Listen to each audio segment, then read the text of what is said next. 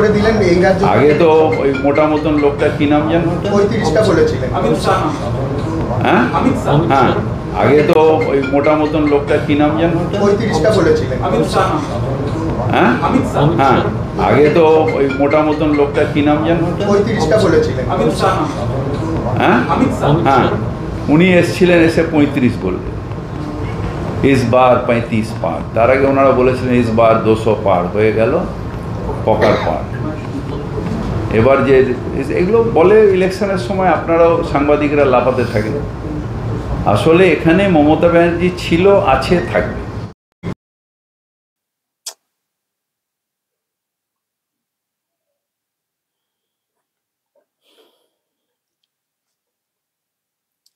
ইনি একজন মেয়র বা মন্ত্রী যিনি দেশের হোম মিনিস্টারকে চেনেন না, ওই মোটা মতন।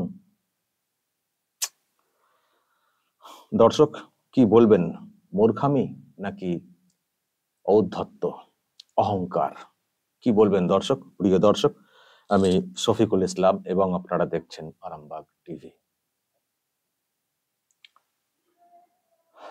নরেন্দ্র মোদী তিনি গতকাল থেকে দুটি সভা করেছেন, একটি হচ্ছে আমাদের আরামবাগে আর আজকে করেছেন নদিয়ার কৃষ্ণনগরে। তো কৃষ্ণনগরে উনি বলেছেন যে 42-এ 42 পদ্ম ফোটাতে হবে, যেটা আর কি পলিটিক্যাল পার্টির তরফ থেকে বলা হয়ে থাকে আর কি। শুরুতেই তো একেবারে হেরে যাওয়ার মানসিকতা নিয়ে তো কখনো কোনো দল লড়াই করতে নামে না। শুধু পলিটিক্যাল কেন, খেলা যে হয়, যতই মানে দুর্বল দল হোক না কেন, তারাও কিন্তু জেতার লক্ষ্যে নামে। তো আজকে নরেন্দ্র মোদী বলেছেন 42-এ 42, তো সেটা নিয়ে একটা রিয়াকশন আর কি ববি হাকিমের নেওয়ার চেষ্টা হয়েছিল। তো তার উত্তরটা দিতে গিয়ে উনি ওইভাবে কথাটা বলেন অমিত শাহকে, যে ওই যে কে একজন মোটা মতন, হ্যাঁ কি নাম যেন, তখন এদিক থেকে আওয়াজ আসে অমিত শাহ, হ্যাঁ হ্যাঁ হ্যাঁ হ্যাঁ, অমিত শাহ যিনি হচ্ছেন দেশের হোম মিনিস্টার, স্বরাষ্ট্র মন্ত্রী, তার নাম উনি একভাবে বলতে পারেন না, এক কথাই তার নাম মনে আসে না, ওইভাবে মনে করাতে হচ্ছে কি যেন মোটা মতন। দর্শক এটা মূর্খামি, মানে উনি জানেন না, এটা বিশ্বাস করি না, নিশ্চয়ই জানেন বই কি। আসলে এটা হচ্ছে ঔদ্ধত্য, অহংকার। একজন মেয়র, রাজ্যের এক মন্ত্রী, তিনি দেশের হোম মিনিস্টারকে এইভাবে খাটো করছেন, ছোট করছেন, হেয় করছেন, কে যেন মোটা মতন। শুধু রেফারেন্সটা দর্শক শুনুন, ওই যে মোটা মতন কে একজন বলেছিলেন 35টা, এখন যেহেতু নরেন্দ্র মোদী বলেছেন 42টা, তো সেই জন্য ওটার একটা কথা বলা হচ্ছে যে উনি বলে গেছিলেন। আর ভোটের সময় এরকম বলেন, আর যারা সাংবাদিক আপনারাও লাফান। আমার তো মনে হয় ওখানে যারা ছিলেন সাংবাদিক, তাদের ধরা উচিত ছিল প্রশ্নটা, কি বলছেন আপনারা, আমরা লাফাবো কেন? লাফাবো আমরা তো যে যা বলেন সেটা নিয়ে খবর করি। ওনারা বলেছেন সেই খবর করেছি, ওনাদের বক্তব্য তুলে ধরেছি এবং আপনার রিয়াকশন নিচ্ছি, আপনি যা বলবেন সেটা শোনাবো। তো লাফানির কি আছে আমাদের? বরং ঘুরিয়ে বলা উচিত যে আপনার এত লাফানি কিসের, সাংবাদিকদের বিরুদ্ধে এরকম কথা বলছেন, লাফান। একটা ভদ্রতা জানেন না? মিডিয়ার মতো করে কাজ করবে, সব পক্ষের কথা শুনবে, সব পক্ষের কথা শোনানোর জন্যই তো আপনার রিয়াকশনটা নেওয়ার চেষ্টা হয়েছিল, আপনার বক্তব্যটা, আপনার দলের তরফ থেকে বক্তব্যটা। কারণ আপনাদের এখন যিনি মুখপাত্র, তিনি তার আবার কি গোঁসা হয়েছে তিনি তো আবার বলছেন না, তো আপনার গায়ে পাওয়া গেছে, আপনি বলুন, সেখানে লাফানোর কি আছে? ভদ্রতা জানেন না মিডিয়ার সঙ্গে কিভাবে কথা বলতে হয়? দিদি আছেন, থাকবেন, আরে থাকুন না আপনার দিদি, সেটা নিয়ে সাংবাদিকদের কোনো যায় আসে না। কে থাকবে কে না থাকবে সেটা পলিটিক্যাল পার্টি বুঝে নেবে, আর বাংলার মানুষও ঠিক করে দেবেন। কিন্তু মিডিয়ার সঙ্গে এইরকম কথা বলছেন কেন? লাফান। আর সেই সঙ্গে দেশের হোম মিনিস্টার, তাকে চেনেন না, ন্যাকামো হচ্ছে।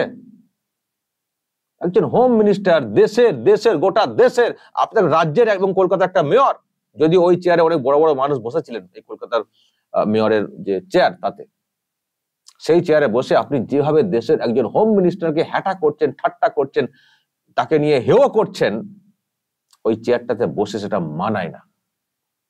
মেয়রের চেয়ারে আপনার ইমিডিয়েটলি পদত্যাগ করা উচিত, যেটা বলতে পারি।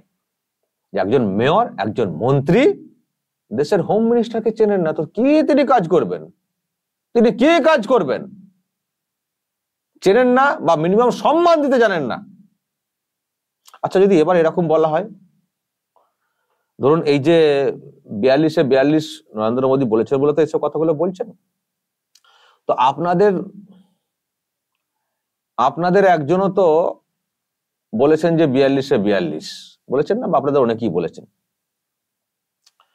তো যদি রেজাল্টের পরে সেটা না হয়, 42 যদি না হয়, তখন যদি কেউ বলেন ওই যে ডাইনি বুড়িটা, কি যেন নাম, আরে ওই যে খুব খেঁচায়, ঠাক ঠাক ঠাক ঠাক করে কথা বলেন, প্রচন্ড মিথ্যে কথা বলেন, রাক্ষসী মতো চোখ মুখ বের করে কথা বলেন, দাঁত একেবারে চোখ কেমন একটা ডাইনি ডাইনি ভাব, কি যেন নামটা বলেছিলেন না যে 42 কি হলো?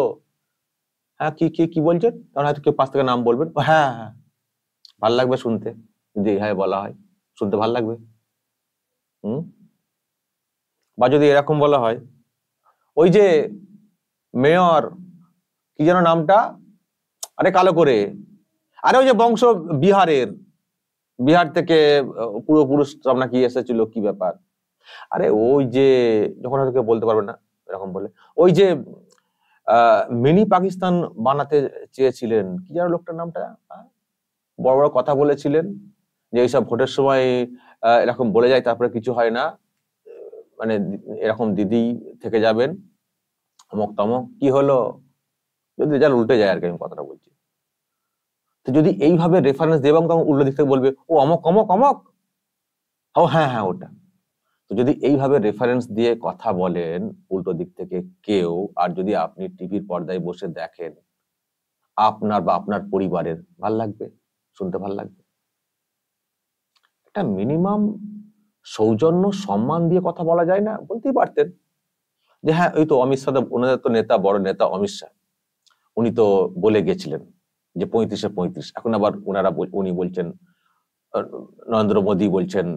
যদি প্রধানমন্ত্রী বলতেও সমস্যা হয়, অন্য হয় বলতেন, তো উনি আবার এরকম বলছেন, ভোটের সময় এরকম হয়, কিছুই হবে না, দিদি থাকবে, বলাই যায়, আপনার কথাও হয়ে গেল, বলাকে বলাও হয়ে গেল। কিন্তু ওইভাবে মোটা মতন, হ্যাঁ কি যেন নাম, হ্যাঁ হ্যাঁ হ্যাঁ, কি করছেন? দাস্তামো হচ্ছে, ন্যাকামো হচ্ছে, বেশি চালাকি হচ্ছে, তাই না? একজন মেয়রের পদে বসে রয়েছেন একজন মন্ত্রী, দেশের হোম মিনিস্টারের নামটা এক কথায় আসে না, লজ্জা লাগে না? বা এটাকে নিয়ে ঠাট্টা তামাশা, এইভাবে একটা অসম্মান করা, লজ্জা লাগে না? খুব তো বড় বড় কথা বলেন।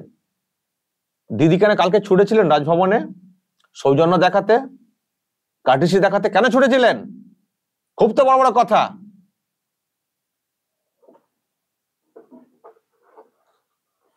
অদ্ভুত সব। আসলে কি আর সম্মান দেবেন?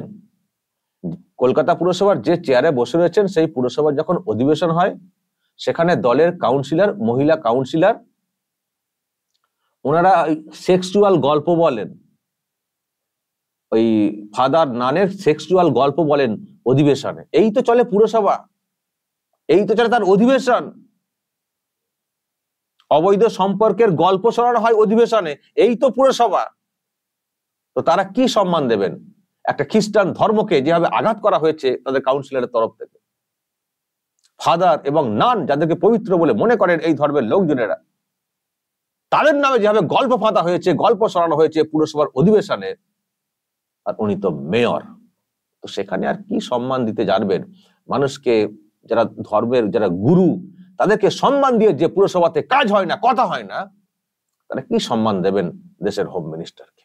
তাকে লজ্জার ধিক্কারের আর কি হতে পারে? ইমিডিয়েট ওনার পদত্যাগ করা উচিত।